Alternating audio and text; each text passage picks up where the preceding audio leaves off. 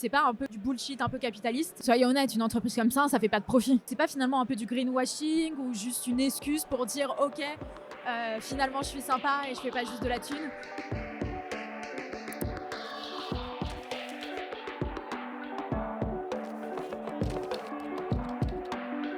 Bonjour, je m'appelle Sarah, je travaille chez Bilab France en tant que responsable communauté et je suis là aujourd'hui pour défendre un point de vue que je ne partage pas, à savoir celui de l'entreprise ne peut pas concilier profit et impact positif. L'objectif, savoir ce que les participants et les participantes de la Madi Keynote pensent de ce sujet.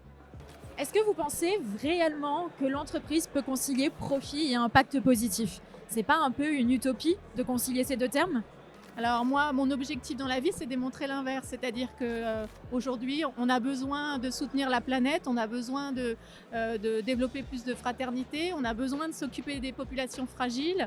Et je pense que le modèle de tout pour la rentabilité, en excluant le reste du monde, a touché à sa fin.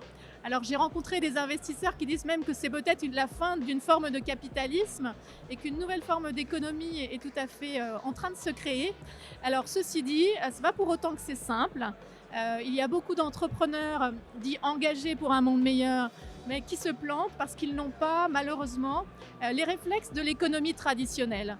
Et ce qui est intéressant, c'est de prendre les méthodes de l'économie traditionnelle, savoir quelle est la valeur ajoutée, quel est le problème résolu par une entreprise, comment adresser son marché, sa niche, le commercial, voire même comment lever des fonds pour un monde meilleur, ce qui aujourd'hui est tout à fait possible avec des fonds comme Raise, Alter Equity, 50 Partners Impact.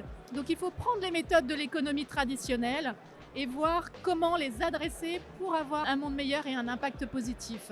C'est très intéressant parce que parfois on peut penser que justement c'est le profit qui va prendre le pas sur l'impact positif. Vous dites que l'impact positif peut parfois prendre le pas, on va dire, sur le profit ou du moins sur, on va dire, les réflexes traditionnels qu'on pourrait associer à ce profit et à une certaine forme de capitalisme. Oui. Mais concrètement, comment est-ce qu'on fait pour trouver un équilibre entre les deux? Alors, il ne faut pas oublier quand même que le but d'une entreprise, c'est de faire du profit, c'est-à-dire d'avoir suffisamment d'argent pour couvrir ses frais et puis pour rembourser ceux qui ont emprunté, prêté ou quoi que ce soit. Donc, faire du profit, ce n'est pas une mauvaise chose, l'argent n'est pas sale. Par contre, l'objectif de contribuer à avoir un impact positif, c'est de pouvoir supprimer tous les effets négatifs qu'il y a autour.